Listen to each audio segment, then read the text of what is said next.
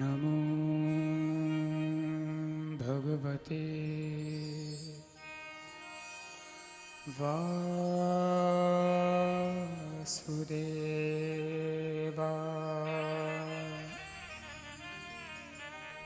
स्वस्ति श्री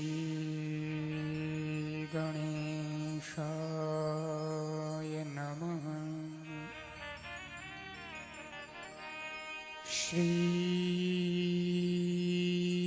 सरस्वत्यै नमः। श्री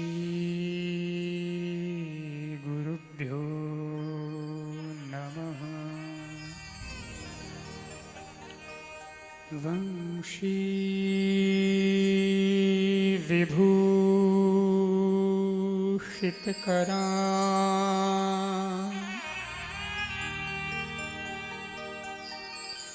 नवनीरदाभा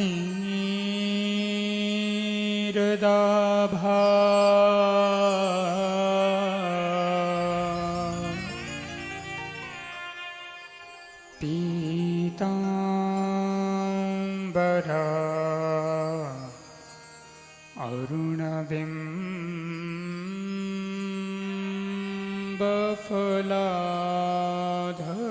अरुणबिम्बफलाधरुष्ठा पूर्णेन्दुसुन्दरमुखा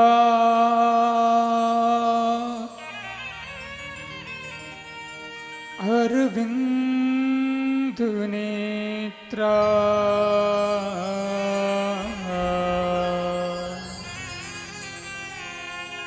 कृष्णात् परं किमपि तत्त्वमहं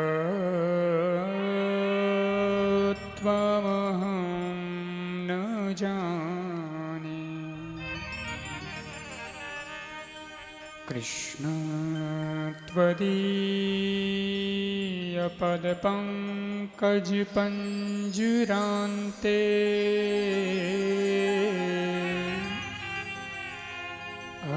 अद्यैव मे विशतु मानसराजहंस।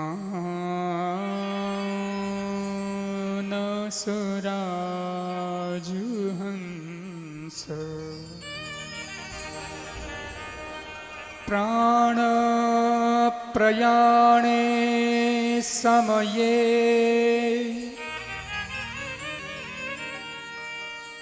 कफवातपित्तये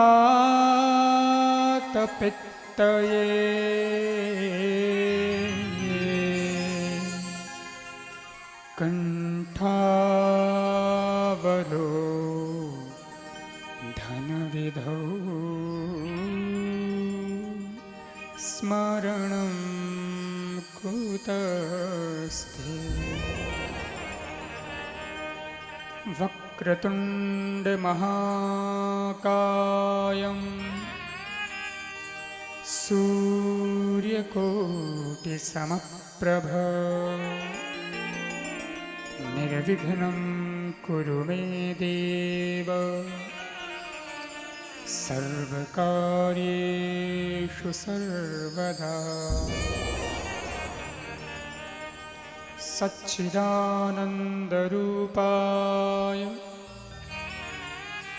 विश्वोत्पत्त्यादिहेतवे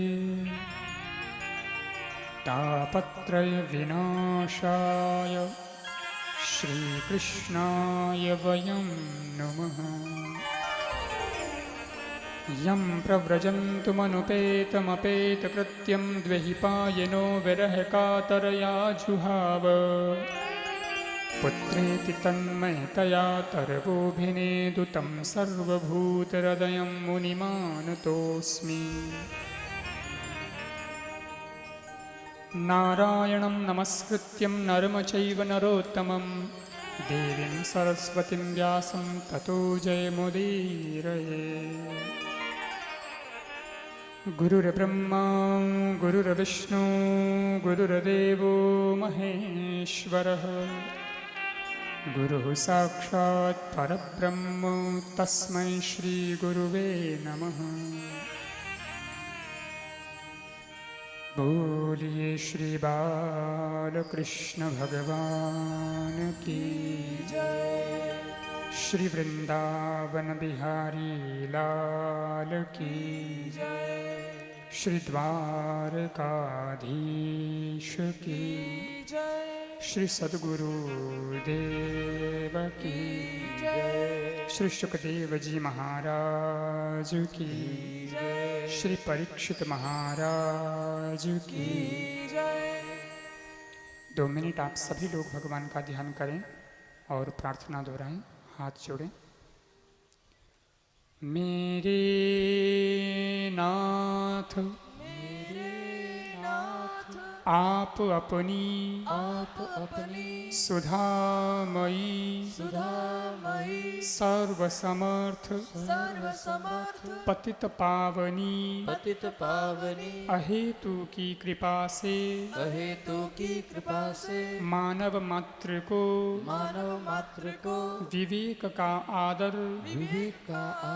तथा बल का सदुपयोग करने की सामर्थ्य प्रदान करें एवं हे करुणा सागर अपनी अपार करुणा से शीघ्र ही राग द्वेष का नाश करें। सभी का जीवन सेवा त्याग प्रेम से परिपूर्ण हो जाए। बोलो राम।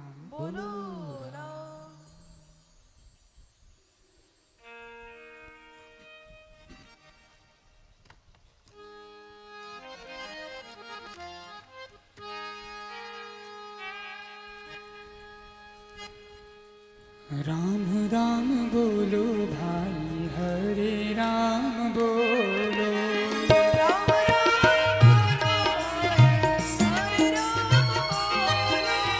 राम राम बोलो भाई, हरे राम बोलो।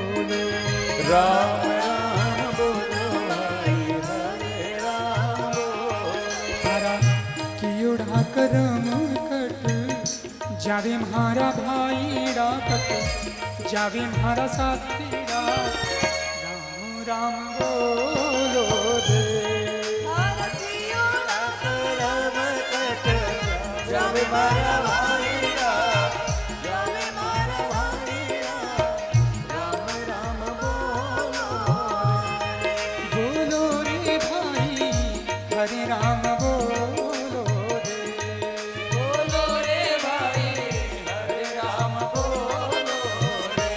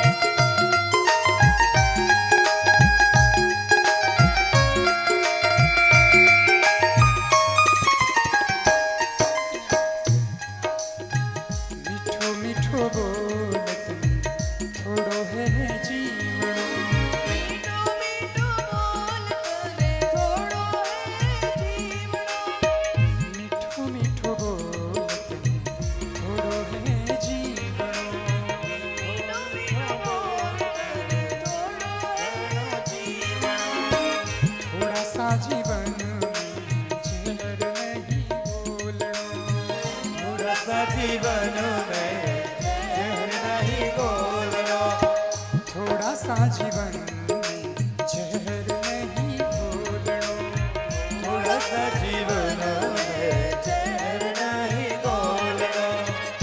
निंदा चुगला में बन जावे हो तारा, बन जावे। राम बोलो रे। चुगला में दिन जावे वो तारा, दिन जावे।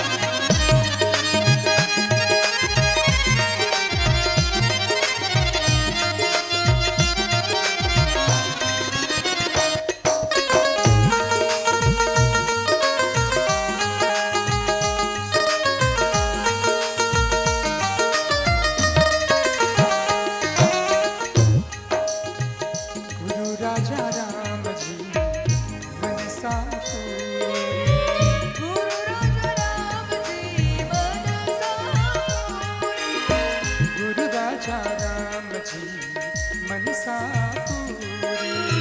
गुरु राजा राम जी मनसा पूरी।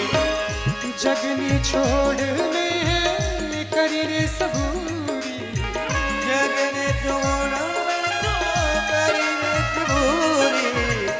जगने छोड़ में करी रे सबूरी। जगने छोड़ में तो करी रे सबूरी। हरे कृपा राम गुरु ने बलिहारी हो गुरु ने बलिहारी। राम राम बोलो कहे कृपा राम गुरु ने बलिहारी। ओ गुरु ने बलिहारी। राम राम बोलो रे। बोलो रे भाई हरे राम बोलो रे। बोलो रे भाई हरे राम बोलो रे। राम राम बोलो भाई हरे राम बोलो। बोलो भाई हरे राम बोलो। राम राम बोलो भाई राधे श्याम बोलो। राम राम बोलो भाई राधे श्याम बोलो। लोड़ा करम लग जावे मारा भाई रा कट जावे मारा साथी रा। राम राम बोलो रे। राम राम बोलो रे। बोलो रे भाई राम राम बोलो रे। बोलो रे भाई राम राम बोलो। बोलो रे भाई हरे राम बोलो रे। बोलो रे भाई राम राम बोलो।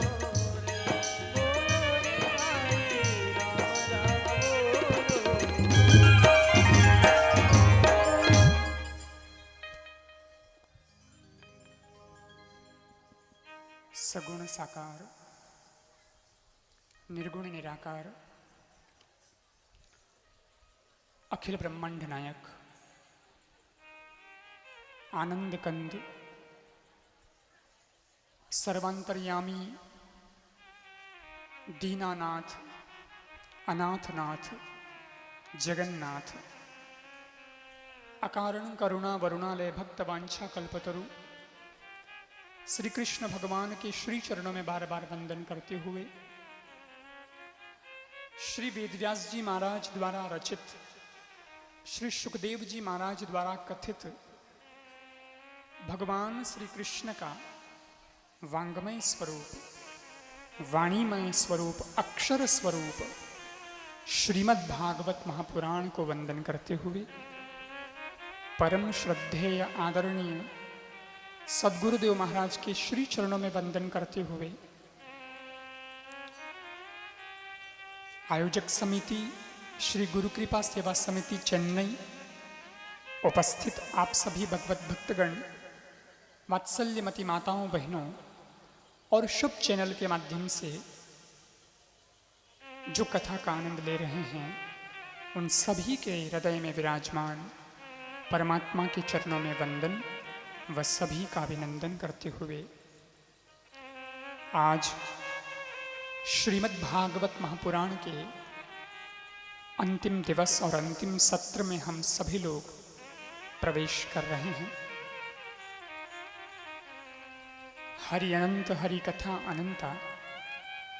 परमात्मा की कथा बहुत दिव्य भी है लेकिन बहुत भव्य भी है, बहुत बड़ी है, व्यापक रूप है और इसीलिए भगवान की कथा का पार तो कोई पा सकता नहीं है। लेकिन जैसे कि अगर गंगा के अंदर कोई बाल्टी डाले कि कोई कलश डाले और वह जितना होगा उतना उसमें गंगा जल आ पाएगा, भर पाएगा, ठीक वैसे ही हम सब लोग इस कथा के सागर में डुबकियां लगा रहे हैं, अपना अपना कलश लेकर आए हैं। तो बस हम लोग जितना हमारा परिमाण होगा उतना ही हम ले पाएंगे, और समय की भी अपनी मर्यादा है, इसलिए वर्णन भी हम उतना ही कर पाएंगे। और एक बात और भी मैं विनोद में कहता हूं कि जो समझदार व्यापारी होता है ना, वो कभी भी एक साथ अपना माल बेचता नहीं है, कुछ बचा के भी रखता है। तो आप लोगों को अगर पूरा सुनना है तो फिर आना, फिर सब इकट्ठे होंगे, फिर ऐसे ही आनंद करेंगे कहीं और, फिर कहीं आना होगा और बाकी बचा होगा वो वहाँ हम लोग सुनेंगे। यहाँ मैं जो भी अब समय मेरे पास में है उसमें संक्षेप में ही परमात्मा की कथा को आगे बढ़ाएं। भगवान ने कंस का उद्धार किया मथुरा में, और फिर भगवान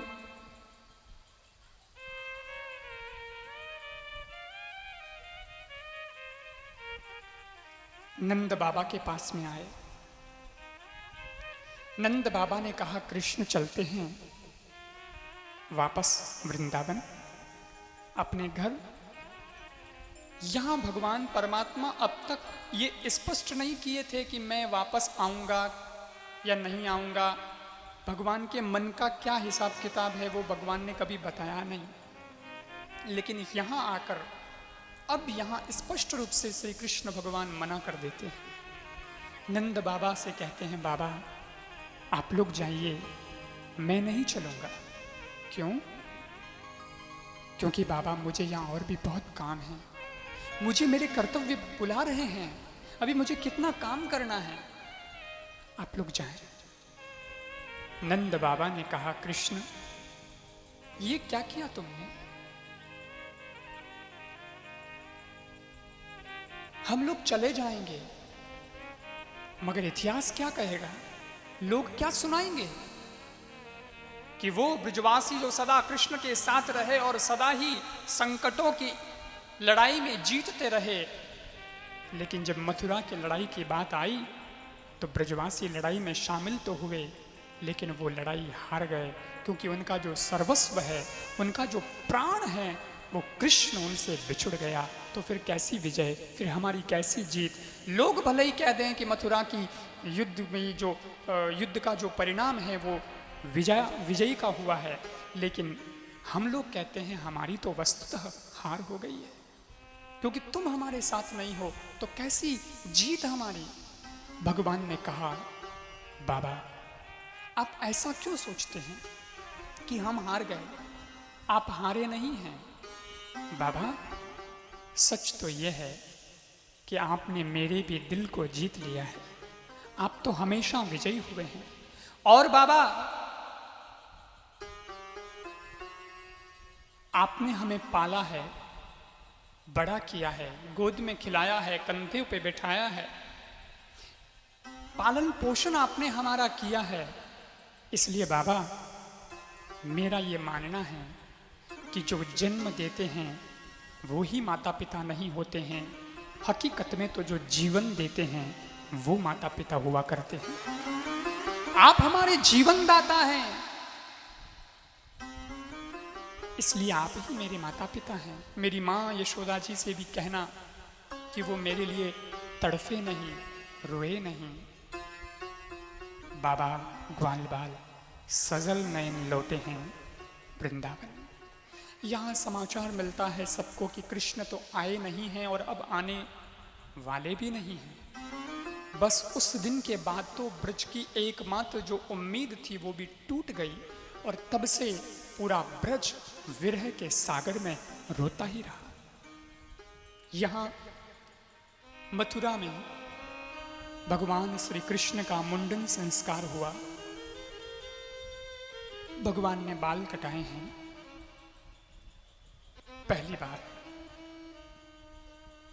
भगवान ने जनेऊ धारण करी, सोने का मुकुट पहना, सोने की चरण पादुका आज मथुरा में पहनी, और विद्या अध्ययन के लिए भगवान चले अविंतकापुरी, उज्जैन जिसे हम लोग कहते हैं। उस उज्जैन की नगरी में जहाँ कुंभ का पर्व लगता है, वहाँ भगवान परमात्मा बलराम जी पधारे। सांदीपनी ऋषि को भगवान ने गुरु बनाया और सारी विद्याएं भगवान ने सीख ली। क्या सीखना है उनको, तो सब कुछ तो आता है। भगवान परमात्मा जो दुनिया को ज्ञान देने वाले हैं, उनको कौन से ज्ञान की आवश्यकता है, मगर भगवान ने एक परंपरा का निर्वहन किया है। उनको लगता है कि मैं मनुष्य बनकर के आया हूँ और अगर मैं ही स्वयं गुरु नहीं बनाऊंगा तो ये परंपरा खत्म हो जाएगी। और गुरु भले ही भगवान को ज़रूरत न हो, लेकिन जो मृत्यु लोक का जीव है, साधारण हम जैसे लोग हैं, उन्हें तो गुरु की आवश्यकता होती ही होती है। और इसीलिए भगवान परमात्मा ने उस परंपरा को निभाया है। कुछ लोग ये भी मानते हैं कि बिना गुरु के भी भगवान तक पहुंचा जा सकता है। बिल्कुल, बिना गुरु के भगवान तक तो पहुंचा जा सकता है, लेकिन सज्जनों, भगवान बिना गुरु के हमें स्वीकार नहीं करता है, हमें वापस भेज देता है। नारद जी भी गए थे लेकिन रिटर्न हो गए। भगवान ने कहा, नारद ऐसा नहीं चलेगा, तेरा कल्याण संभव नहीं है। क्यों? मैं नारायण नारायण करता हूँ, आपसे मिलता रहता हूँ और मेरा कल्याण नहीं होगा। क्योंकि नारद, तुम्हारा कोई गुरु नहीं है, इसलिए तुम ऐसे ही 84 लाख योनियों में भटकोगे। ओहो, तो क्या करूं? बोले, जाओ मृत्यु लोक में, फला फला एक नगरी है, वहाँ द्वार पे जाके खड़े हो जाना। सवेरे वो द्वार खुलता है, जो सबसे पहले मिल जाए उसको गुरु बना लेना, तभी तुम मेरे यहाँ टिक पाओगे। नहीं तो मैं तो तुम्हें मिलता रहता हूँ आयोजन में कहीं भी, लेकिन सीधा स्थान तुम्हें मिलेगा नहीं वहाँ मेरे धाम में। नारद जी गए, जिस नगरी का भगवान ने एड्रेस दिया, वहाँ पर द्वार बंद था। रात को खड़े हो गए प्रतीक्षा में, और सवेरे द्वार खुला नगरी का, तो एक काला करूटा पुरुष वहां पर खड़ा था। सबसे प्रथम वही आया था और भगवान की आज्ञा थी, जो प्रथम आ जाए उसी को गुरु बना लेना। नारद जी के मन ने कहा, ऐसे को क्या गुरु बनाना, ये तो काला करूटा है, इसको क्या गुरु बना ले। नहीं नहीं, छोड़ो, हो सकता है आज मुहूर्त सही नहीं है, अपने क्या है, अपन फिर आज रात में आके यहाँ खड़े हो जाएंगे, फिर सवेरे द्वार खुलेगा, फिर कोई दूसरा आएगा, तब वो अच्छा होगा तो उसको गुरु बना लेंगे। तो नारद जी ने उस दिन को तो टाल दिया। अगले रात फिर खड़े हो गए प्रतीक्षा में। रात बीती, सवेरा हुआ, द्वार खुला, फिर देखा नयनों से वही काला करूटा पुरुष। तीसरे दिन फिर एक बार ट्राई किया, तो भी वही काला करूटा। नारद जी को लगा कि मेरे किस्मत में यही है, मेरे तो भाग में यही है, तो छोड़ो जी, इसी को बना लेते हैं। और उसी को गुरु बनाया। और फिर नारद जी आए भगवान के पास में और कहा, प्रभु अब तो मुझे 84 लाख के चक्कर नहीं काटने पड़ेंगे ना। भगवान बोले, काटने तो पड़ेंगे। बोले, मैंने गुरु बना लिया है, फिर क्यों काटने पड़ेंगे। भगवान बोले, गुरु अभी सच्चे दिल से नहीं बनाया है, खाली फॉर्मेलिटी की है कि अब क्या करें, यही है तो चलेगा, बस ऐसे ही तुम तो मन को राजी कर रहे हो। अभी श्रद्धा नहीं आई है तुम्हारी, जगी नहीं अंदर से, दिल से श्रद्धा नहीं जगी, ऐसे ही पड़े रहोगे। और उसका मेरे पास कोई उपाय नहीं है ये बचाने का तुमको। नारद जी को लगा, भगवान के पास में भी 84 लाख योनियों का चक्कर काटने से बचने का उपाय नहीं है। अब कहाँ जाऊं? जब भगवान ने ही हाथ झटक दिए तो अब तो बड़े बड़े विद्वान भी क्या जवाब दे सकते हैं। लेकिन नारद जी को लगा कि एक बार अपने उसी गुरु से मिलके तो आए, शायद वो कुछ कह दें। अभी बातचीत तो अपन ने की नहीं है, क्या गुरु है, कैसे हैं, क्या है। तो नारद जी फिर आए गुरु के पास और प्रणाम किया। इस बार नारद जी के मन में श्रद्धा भी जागृत होने लगी धीरे धीरे, और जैसे जैसे गुरु जी के दर्शन होने लगे वैसे वैसे वो झुकने लगे। गुरु के आते ही तो पूरे सो गए, साष्टांग दंडवत कर लिया और कहा, गुरुदेव आप ही तो मेरे गुरु हैं, 84 लाख योनियों के चक्कर में जाने से मुझे बचाने का उपाय बताएं, आप कुछ करें ताकि मैं बच सकूं। क्या करूं, भगवान भी नहीं बचा पा रहे हैं और वो कह रहे हैं कि ऐसे ही काटना पड़ेगा चक्कर। तो गुरु ने कहा, मैं एक युक्ति बताता हूँ, तुम वैसा करना तो तुम बच जाओगे। नारद जी बोले, ठीक है। नारद जी को लगा, देखा गुरु बनाते ही कमाल हो गया, जो कोई नहीं बता पाया वो उपाय ये गुरु बता रहा है, इसका मतलब गुरु में कुछ ताकत तो है। चलो भाई, जो युक्ति बताई वो युक्ति नारद जी सीख के आए भगवान के पास और भगवान से बोले, प्रभु जी आप 84 लाख योनियों की बात कर रहे हैं, तो 84 लाख योनि जो भी हैं उन सब में मुझे भटकना पड़ेगा, तो वो तो बड़ा लंबा समय लगेगा, पता नहीं कहाँ कहाँ कैसे कैसे जन्म लेने पड़ेंगे। लेकिन आपके पास में उसकी पूरी लिस्ट तो होगी, उसका पूरा नक्शा भी तो होगा, हुलिये भी तो होंगे सबके कि ये जीव ऐसा होता है, ये जीव ऐसा होता है, और ये इसका नाम है, इस जीव का ये नाम है, ये जीव, तो सब होगा ना आपके पास रिकॉर्ड। तो भगवान बोले वो तो रखना ही पड़ता है ना नारद, सब रखते हैं हम। तो ठीक है, फिर वो जो नक्शा है वो एक बार मुझे बताएंगे। तो बोले ठीक है, तेरे को इसकी क्या ज़रूरत है? बोले नहीं नहीं, मैं देखना चाहता हूँ। भगवान ने नक्शा जो था वो नक्शा उपलब्ध करवाया, और उसके बाद जो कागज़ के अंदर बहुत बड़ा नक्शा था, 84 लाख योनियों का नक्शा तो बहुत बड़ा है, बड़ा सा नक्शा था। वो कागज़ नारद जी ने भगवान के चरणों के अंदर ऐसे रख दिया, पूरा लंबा करके फैला दिया, और फिर नारद जी उसी में लोटपोट होने लगे। एक नहीं, दो नहीं, 3, 5, 4 चक्कर ऐसे काट लिए, और 4-5 चक्कर काटने लगे, और फिर बोले अब आपको रखना हो तो रख लो, बस मेरा काम तो हो गया। भगवान बोले नारद तू कर क्या रहा है? ऐसा तो आज तक किसी ने नहीं किया, कि तू ऐसा कैसे कर रहा है? और तेरे को ये युक्ति बताई भी तो किसने बताई? जरा बता तो सही। तो कई बार आया लेकिन ऐसा कभी नहीं किया।